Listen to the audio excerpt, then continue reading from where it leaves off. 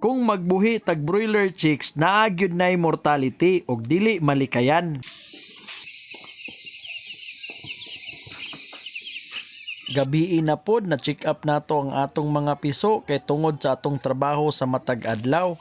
Karong adlaw mga boss, ika day 3 na nila og dinhi nakita na nato ang atong mga piso nga naanay pagbag-o sa ilang mga lihok. Sa pag-check pa lang nako dinhi sa atong kulungan nakita na gyud nato sa ilang mga lihok nga naanay pagbag-o og diri mga boss nakita gyud nako nga naay isa ka mortality. Mao na akong gikuha daayon og dili gyud nato ni malikayan kung magbuhi tag broiler chicks. Pero okay ra na mga boss kay sayo pa man siya namatay. Ang lisod ana mga boss kung mamatyan ta nga dagko na kay tungod dagko na mga tagastuan na alkansi na kay taan na mga boss. So akong gi-check kung naapabaylain nga na mortality pero sa kaluoy sa Ginoo isa ra gyud tawon. Og pag human natog check up sa mga piso mga boss automatic ato dayon ang alisdan na pud ang flooring kay nabasa naman na. Kay kung dili man gud nato na alisdan mao na hinungdan sa mga bakterya og mao na hinungdan sa ilang kaluya. Og gid na ato mga routine during brooding period mga boss hastang lisoda gyud kaayo pero ipadayon gyud nato ni hangtod maharvest nato ni. Og pila lang ka minuto na hinlo na gyud tawon ng ilang kulungan og mao na ato dayong gibutangan og pagkaon tubig para makabalik na sila sa ilang mga pwesto. Kay nalimpyo naman ang kulungan og naplastar naman ang atong mga piso, ato na pud ning gibalik ang atong pangtabon dinhi og pangprotekta sa ilaga og protekta sa katugnaw. Kay diri man gud sa among lugar mga boss hastang tugnawa gyud diri kung gabi na. Og pagkahuman natog tabon sa kulungan automatic limpyuhan natog siligan nato dayon. Kay naplastar naman og nahinluan na ang kulungan og nasilhigan na ang palibot dinhi sa sulod sa tindahan, automatic na ayaw kalimot sa pagpalo, ayaw kalimot sa pag-like, ayaw kalimot sa pag-share. Hantod ugma na pod daghang salamat. It's me again, DJ Nel.